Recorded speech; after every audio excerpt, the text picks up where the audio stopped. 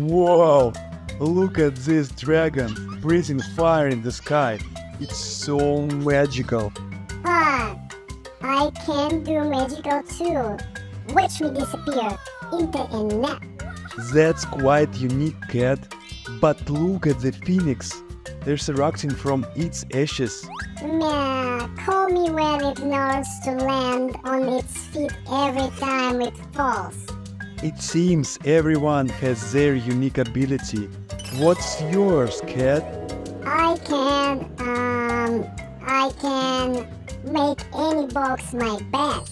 That's impressive. Mine is to spread a joy and create rainbows. And be exclusively sparkly all the time. I can hop really high.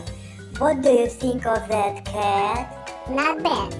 But can you land on your feet if you hop off the tree? It's wonderful, rabbit.